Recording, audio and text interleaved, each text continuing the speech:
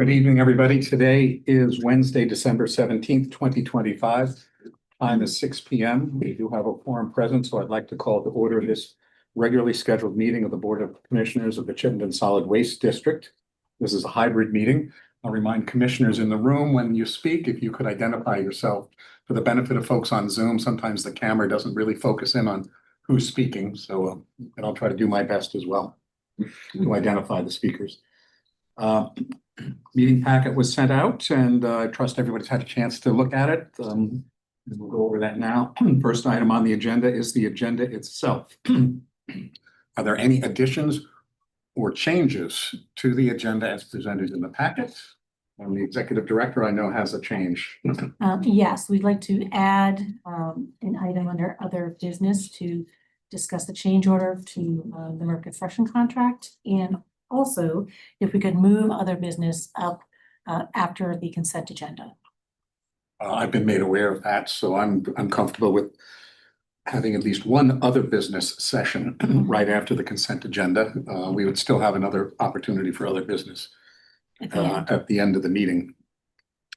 And information was sent out by email yesterday to all the commissioners about the item that we'll be considering under other business after the consent agenda. Any other requests for changes or additions to the agenda? Hearing none, then we will follow the agenda as presented in the packet, with the understanding that we'll have other business appear after item 3.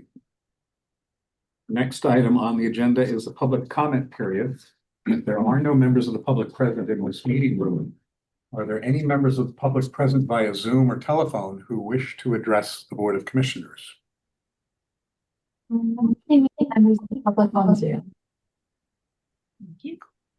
That was, I didn't fully understand if there are no members. That is Becky, and she was saying she did not see any members on Zoom. Very good. And if you're on the phone, if you give you one more opportunity to speak up if you wish to address the board. Hearing no comments or requests to address the board, we will close the public comment period and move on to item number 3, the consent agenda, consisting of the minutes of the November 19th, 2025 board meeting, program update memos, the standard finance report, and the executive director update report. Well, I could make a note about the minutes. There was some difficulty in formatting minutes, and when I sent the download transcript to and the revised transcript over to Betsy, she sent back some corrections, and that corrected version didn't get transferred properly into the template. So I have to go back and I have to take a look and do a compare and contrast and see what got missed in that little translation from the raw minutes that Betsy took a look at and then into the template. So I would say maybe we hold off on the minutes for this month, and we can remove the minutes from this consent agenda for action at our next meeting in January. And then we'll make sure that we get the right version compared. So very good. So we are removing the minutes of the November 19th. Leslie. I have one small question on program updates.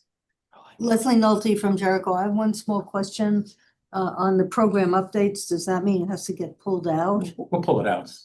We'll do the proper procedure. I was aware of a few very minor corrections. It doesn't matter because it's going to be corrected anyway, so we don't need to mention any more about the minutes. And we will remove program updates from the consent agenda. Any other requests for either the finance report or the executive director update to be removed for further discussion? Hearing no requests, those two items, 3.3 and 3.4, the finance report and the executive director update, will be accepted as presented in the consent agenda. And Leslie Nolte from Jericho, you had a question on the program update? Yeah, it's just a really small thing. So on this chart we received on the MRF material flow, first, just a question. There are 2 y-axes. One is dollars, one is tons.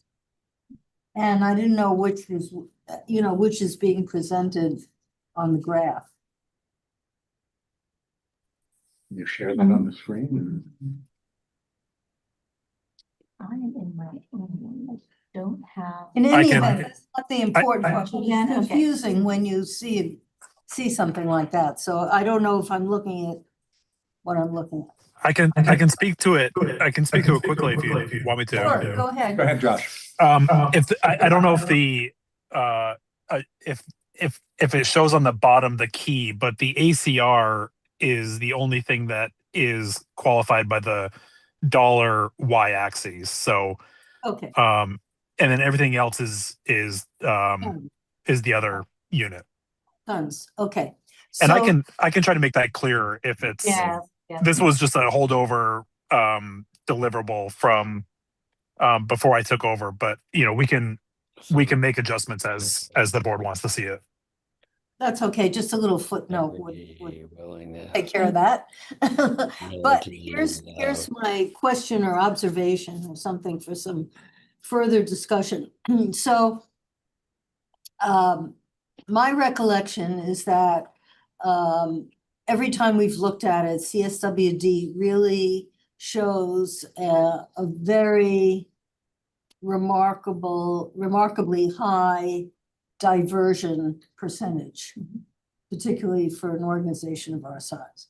But if you look at this graph,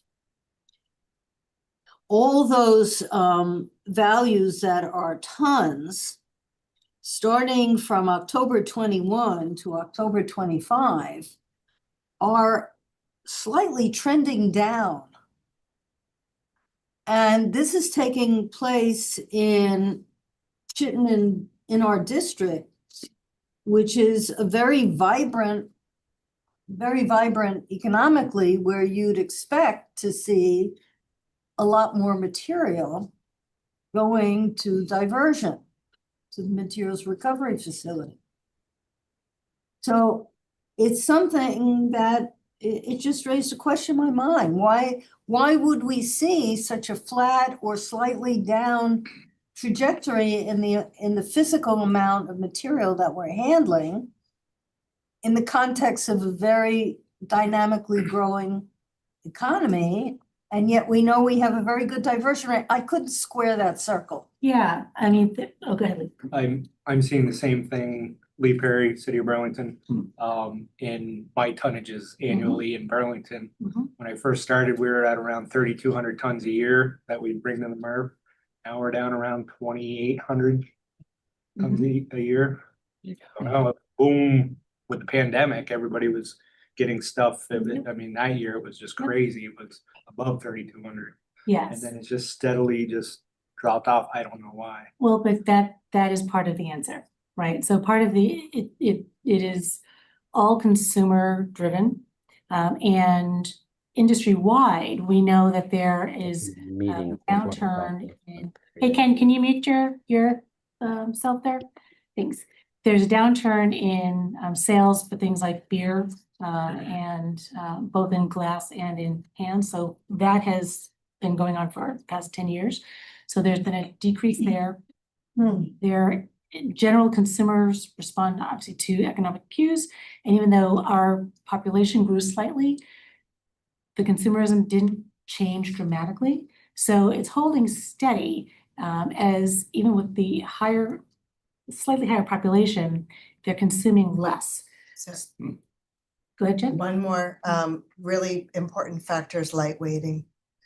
It is continuing, lightweighting is continuing. Pretty significant if you're looking from 2021, and it will continue to go in that direction with the EPR legislation for packaging that's been passed amongst all there's 7 states now, and most of them, California included, have a requirement to reduce the weight of the packaging that producers are using. So that I think So that's all a good thing. We'll see that going forward as well. And I think, but again, like this chunk of time is reflecting COVID, to Lee's point, when everybody was home and, needed to cope. And then things are decreasing as we're kind of getting back to normal. There, people going back out to restaurants versus eating at home. The Amazon effect is starting to wane, so we're seeing a little bit less fiber and cardboard there as well. And the economy is cooling for sure. People are kind of restricting and constricting their. Well, I'm just looking at the 4-year Yeah. trajectory, but So the it's- COVID factor clearly. It was huge. So we saw a significant bump when people were home for that 18 months. And so we're seeing, honestly, it's not as dropping down as much as I would have thought it would have. But it's a little bit less of a volatility than we're used to. If you see the trend over 20 years, you absolutely see the spikes in the valleys. 2018 was a huge valley, and then we climbed back up in 2021, then after 23, back down again, not as steeply as 18, but it is starting to cool. So we do want to keep an eye on it over the next 6 months. I think to your point is. Well, and with a new MRF coming on. Yep. I mean, there are gonna be efficiencies and inefficiencies depending on capacity Mhm. use of that facility, so Right. so anyway, yes. that just caught my eye and. Yes, yeah, no, it's a good Interesting observation. point. Yeah. Thank you. Yes, Betsy. So the only one that's, Betsy from Milton. sorry, Betsy Paray Milton, the only one that's dollars is ACR. Is the average commodity revenue. Yes. Thank you. Rick, your hand is up on this issue.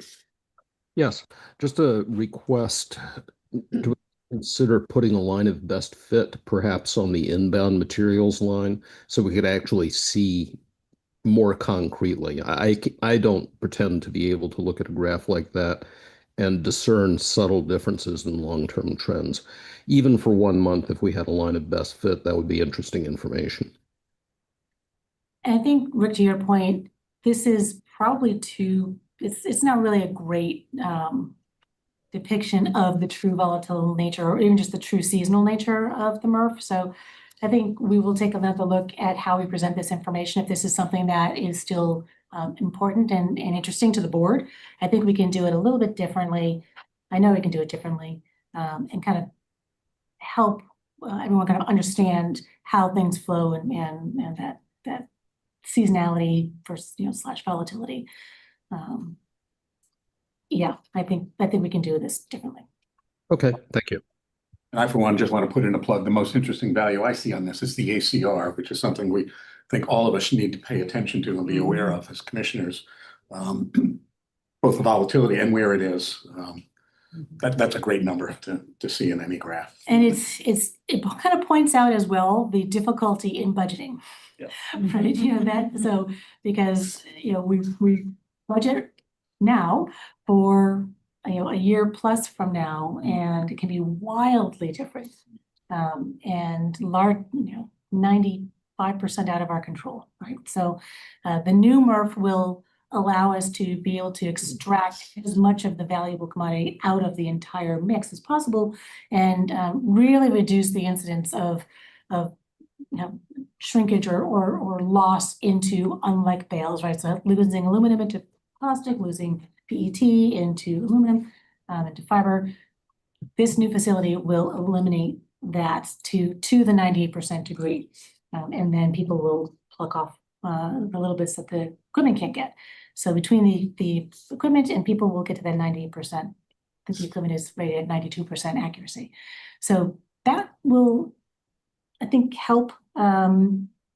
Also, when we're seeing, well, how is, we're talking about efficiency and effectiveness, that's really what we're looking at is making sure that each bale that goes out has the highest value possible. Well, some good conversation came out of the question. Thank you, Leslie. Any other discussion on the program update? Rick, your hand is still up, but I think you're good.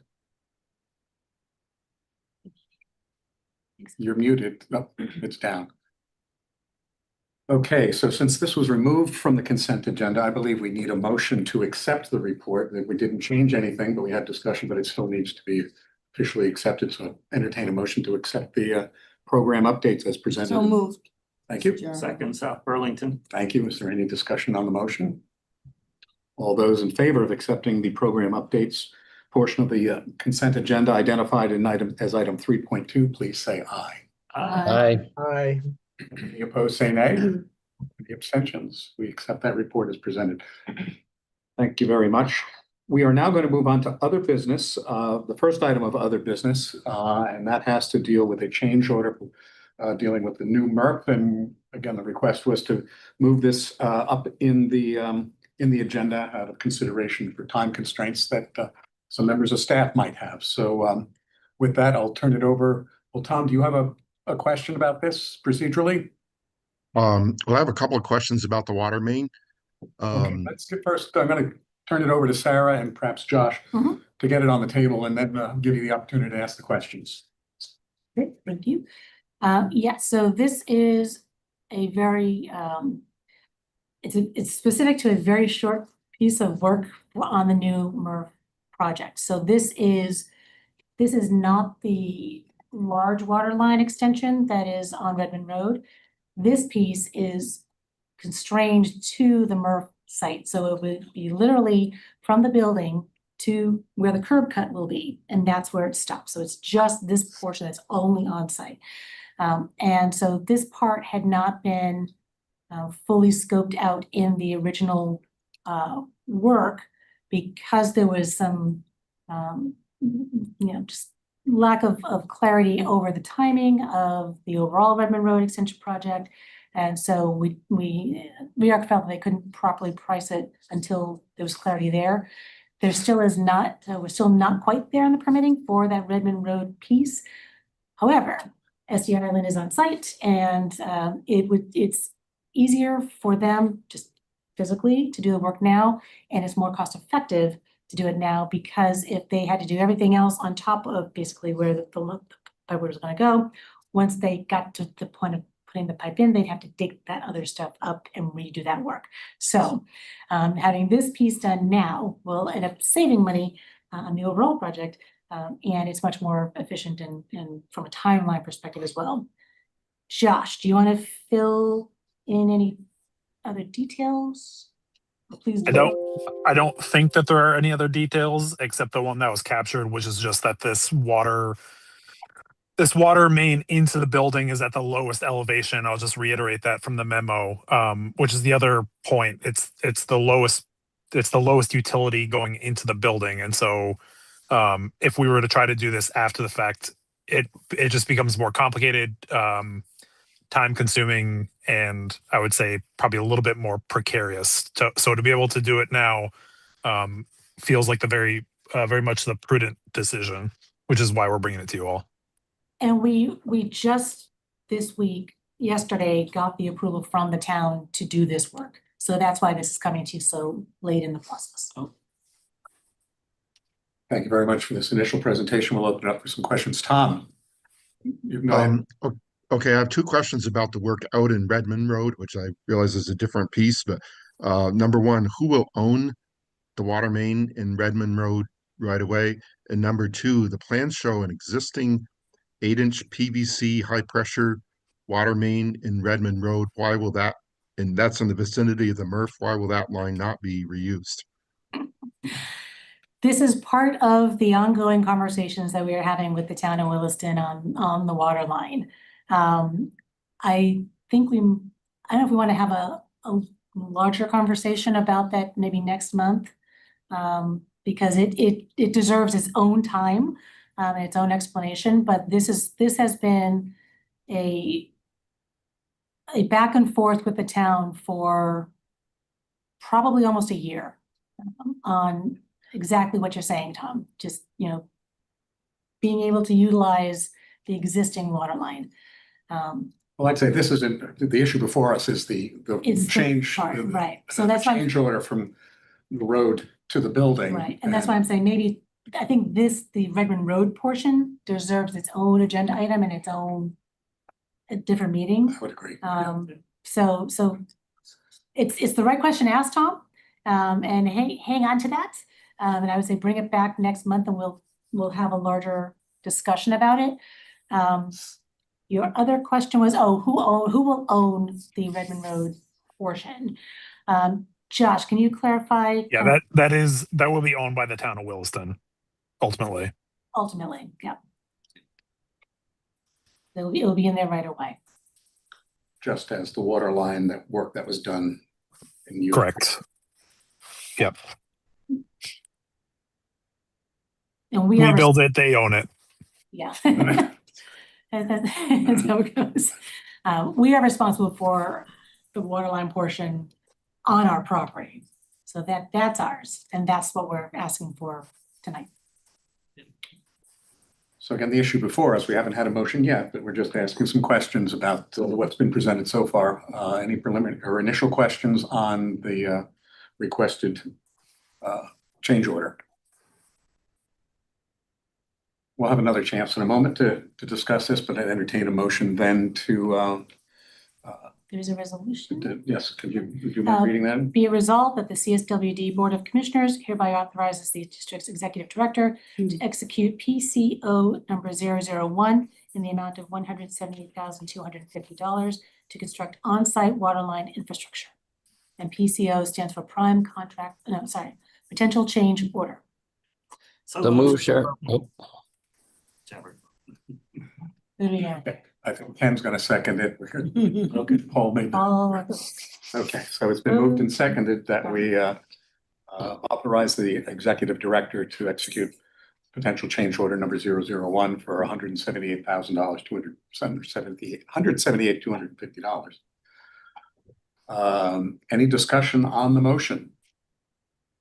I'd point out, as I like to, that this comes before the board because of purchasing authority, that it exceeds the authority of the executive director, it exceeds the authority of the executive board. It has to come before the full board for action.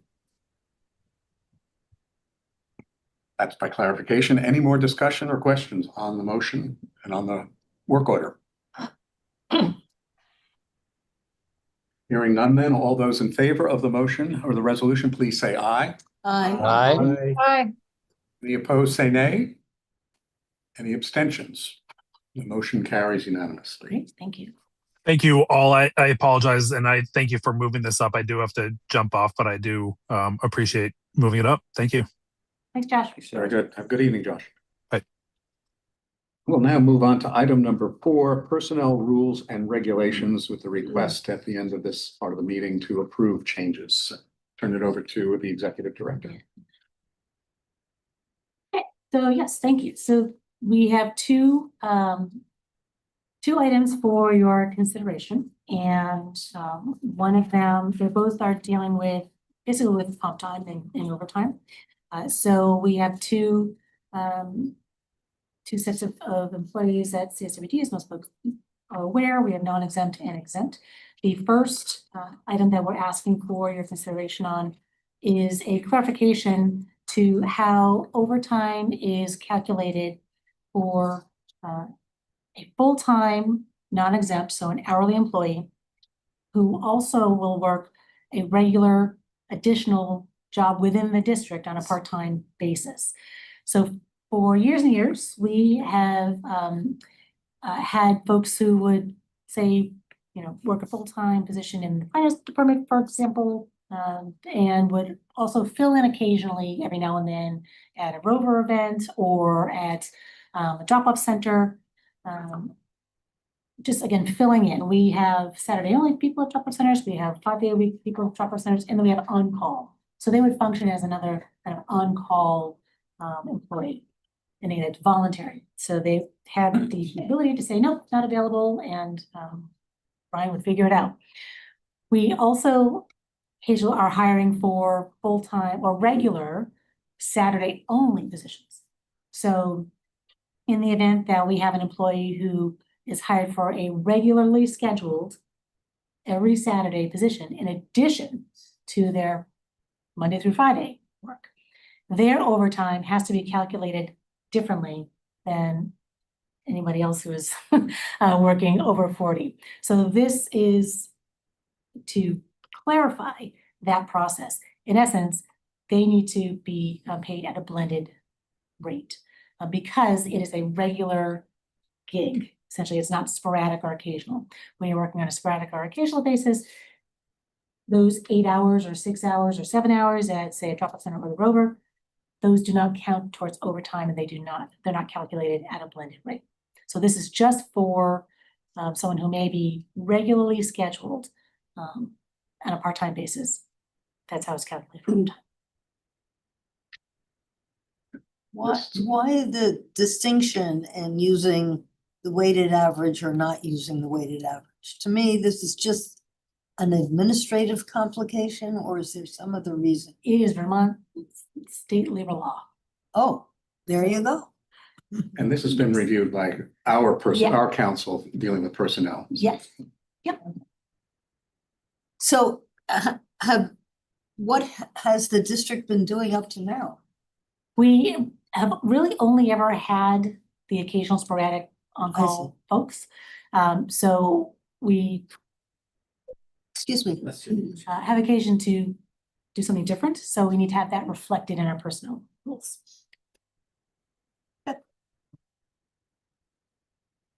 So that's that one. Are there?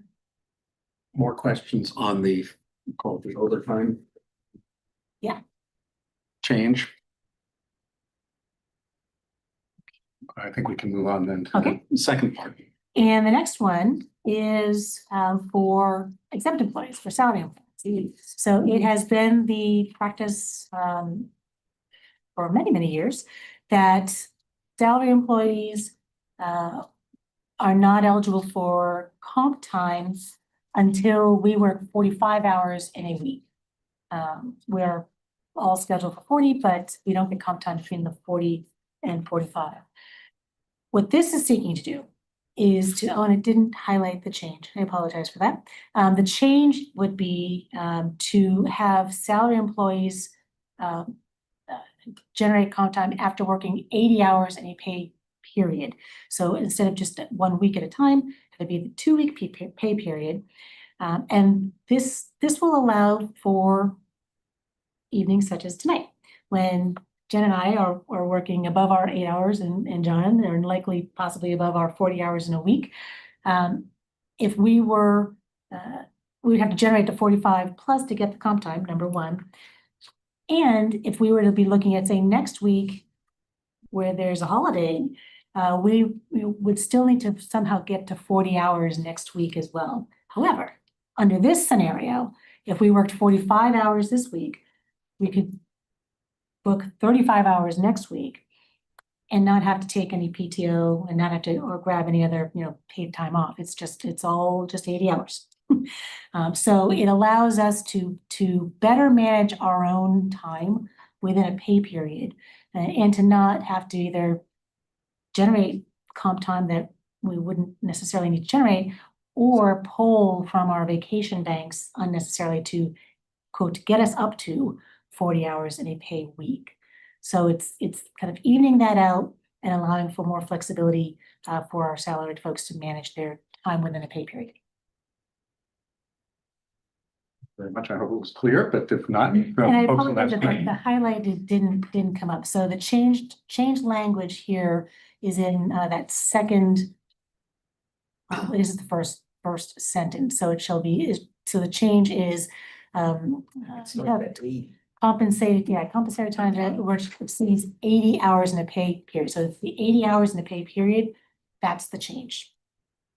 And so, I'm sorry, if that happens, it allows you to take comp time, am I understanding? So after correctly? 80 hours in a pay period, then we would start to generate, we would have comp time be credited to our comp Okay. time bank. Okay. Ken, your hand is up.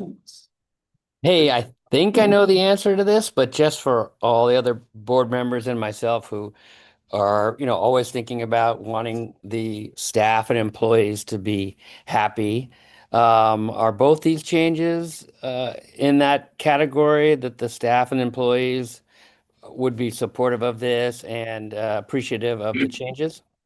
Yeah, absolutely. Particularly the exempt component. This has been a little thorny for quite some time. So I have discussed this with our manager group, and there was universal nodding around the table saying, yes, this is a good change. Thank you, sir. Bryn. I think this is not too dissimilar to some of how state employees have the option of being 080, 040, and basically being able to flex hours within the 2-week time period. And then I think essentially for the organizational financing and budgeting, it would have the effect of reducing the likelihood of comp hours to be accrued. Is that correct? That's correct. Okay, so it actually reduces the financial risk to the organization of if an employee leaves needing to pay out that comp leave. Am I understanding that correctly? Good. I would have to double check to see if I know we don't pay out, yeah, we would pay out comp. We don't pay out sick time. We pay out vacation. I have to double check that we pay out comp. Okay, Um, but basically it helps with the scheduling as well, because if you're generating excessive comp, then I want you to take that time. So it could put some burden on, in other points of the year, and we don't require you to use your comp in a certain time period. So you could, Jen could build up 100 hours of comp time and then decide she's gonna take, the month of June off. Well, that could put a burden on the rest of her department. So we don't have that requirement where, you generate it, you need to use it within the next pay period. But in general, I would say that certainly the manager group, we tend to manage our time within the pay period whenever possible. This would just facilitate that even more. So I do agree this will likely lead to fewer comp hours being, I agree completely. Generate, I think we're gonna generate fewer comp hours. okay. Other questions or discussion on the proposed change to comp time, using that as the blanket term? You have a requested motion that the Board of Commissioners approve the changes to the district's personnel rules and regulations as presented in the packet. So move, South Burlington. Second, Jericho. Thank you. It's been moved and seconded to approve the changes, the district's personnel rules and regulations as presented in the board packet, in the memo in the board packet. Any discussion on the motion? Hearing none, all those in favor, please say aye. Aye. Opposed, say nay.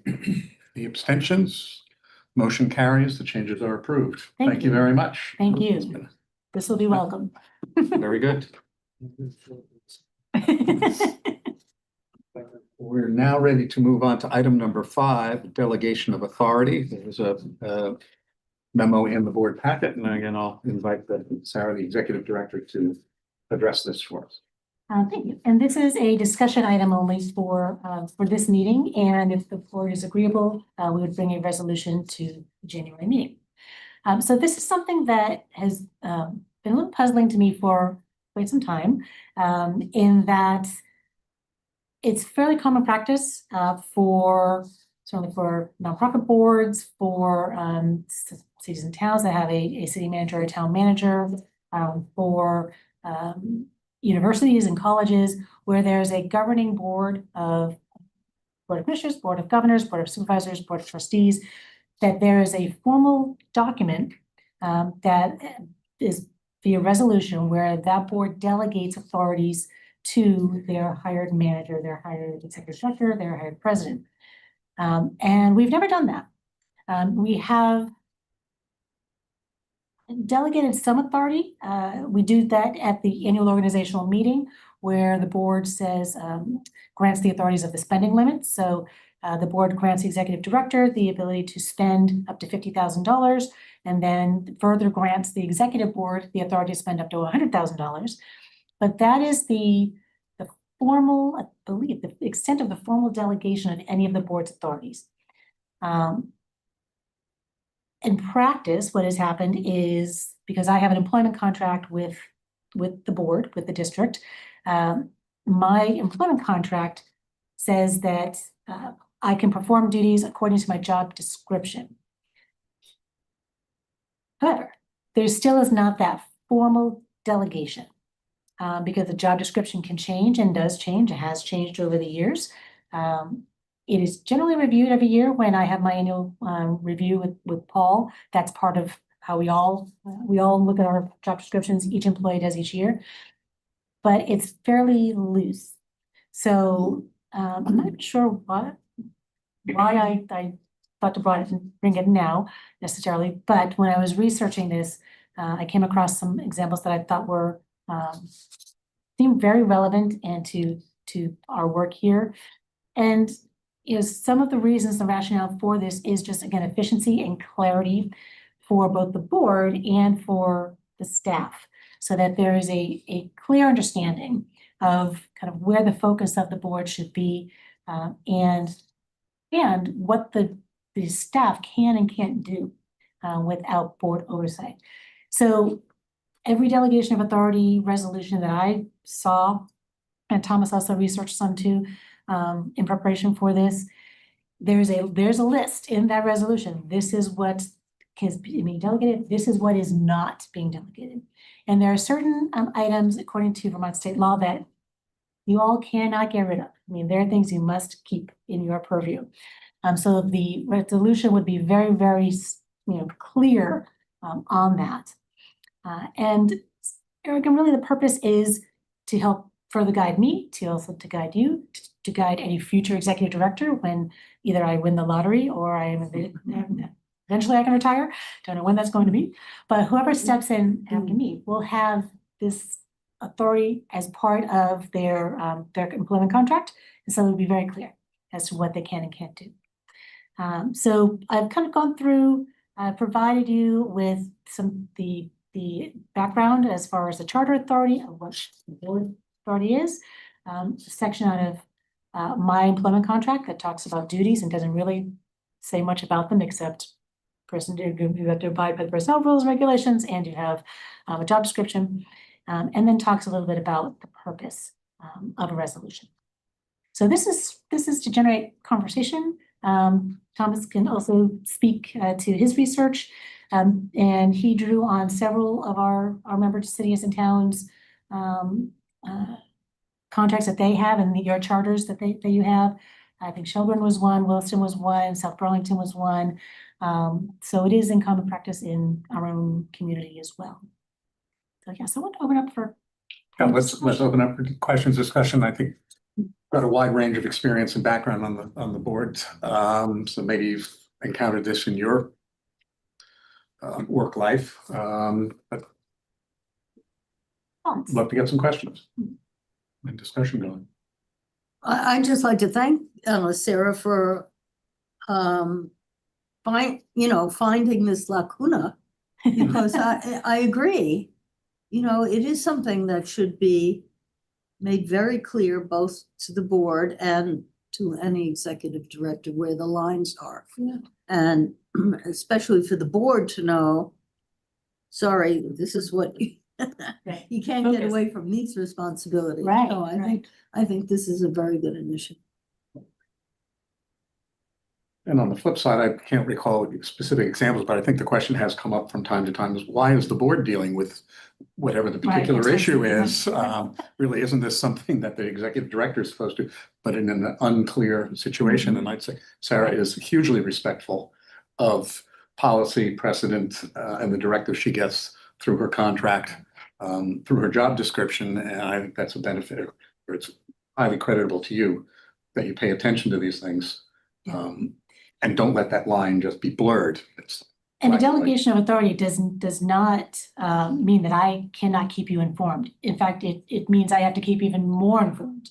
So I need to take even greater pains, and nothing to pain, to make sure that you are well aware of activities that fall under kind of administrative and operational functions.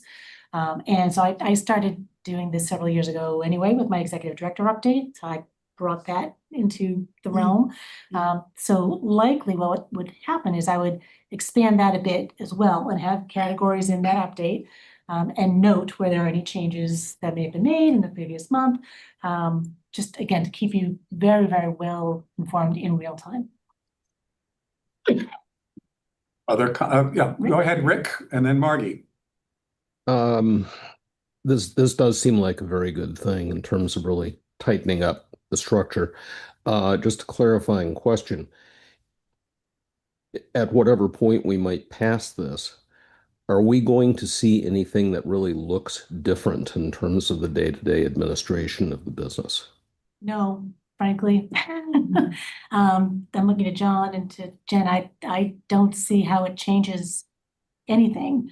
But for, again, maybe I'm just expanding that executive director update to include categories, general categories of items that may change that I might have brought to you previously. But I can't think what would change much other than perhaps things that would be in the personnel rules and regulations, right? That you just passed, something like that. We need to regularly update and make sure it's updated for changes to Vermont labor law, for example. In that case, we would just make the change, and I would say, hey, the law changed and this is what we did. Even with personnel rules and regulations, there are certain things regarding staffing that would still be retained by the board. A key example would be if there was a planned employment reduction or layoffs, up to a certain amount. You would need to make that determination. I would need to bring that to you. We would need to make the case. You would have that ultimate authority. But that also falls under fiduciary responsibility, financial oversight, and potentially governance of the district. So it would be things like, another example, and I keep going back to the personnel rules. We had in there years ago when we changed my title from general manager to executive director. Well, general manager was peppered throughout the document, so we had to go back and say, can we change this here? Oh yeah, right. We need to change it everywhere. We changed pronouns, I think, from him to her to they. Things of that nature would have to have been brought and were brought to you all, and that was where we started kind of getting those comments of why are we having to deal with that? Well, because you'd always approved it in the past, so we had to bring it to you again. So I think that would be, Rick, the main area would be that document would then kind of fall under the purview of the executive director's role as the chief executive officer, chief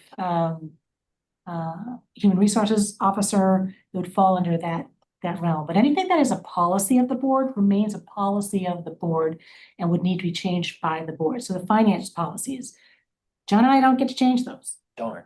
I know. Not for lack of wanting. You would still need to do that. So anything that is an existing policy remains a policy until the board says, this no longer needs to be a policy, we're retiring this policy, this needs to become a procedure. So that would be the only instance where we might say to you, this is not, we don't know that this needs to be a policy, and we would ask for your permission, but we would still have to come to you to make that decision. Thank you. Margie? Yeah, I agree. This is a great idea and something that should definitely happen.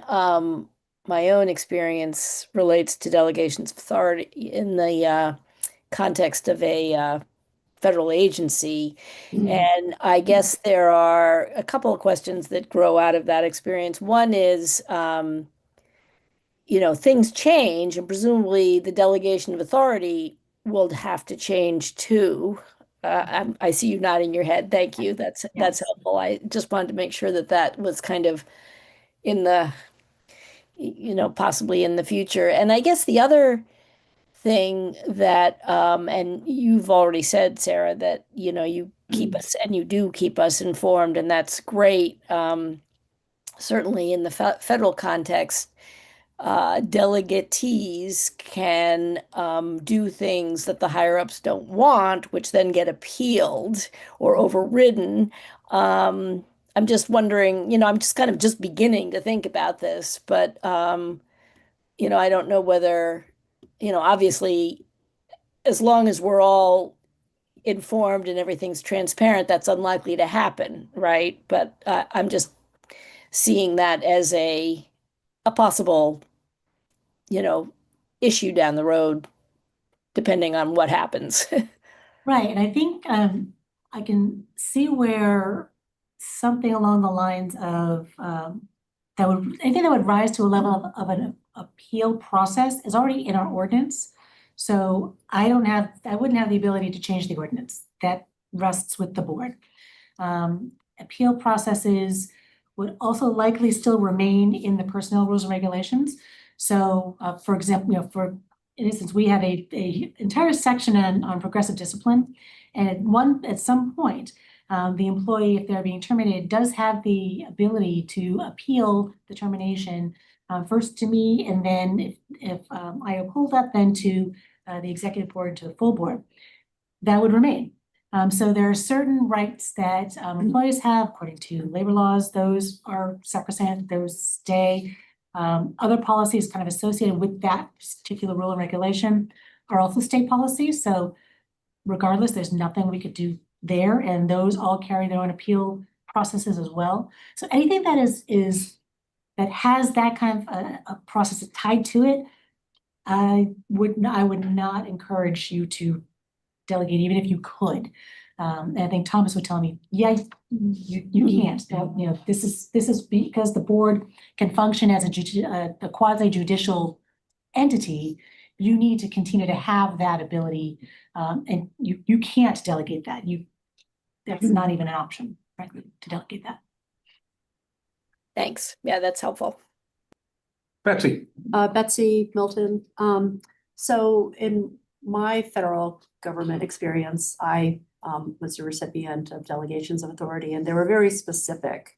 And so I'm guessing whatever it is you're going to draft for review will be very specific about Yes.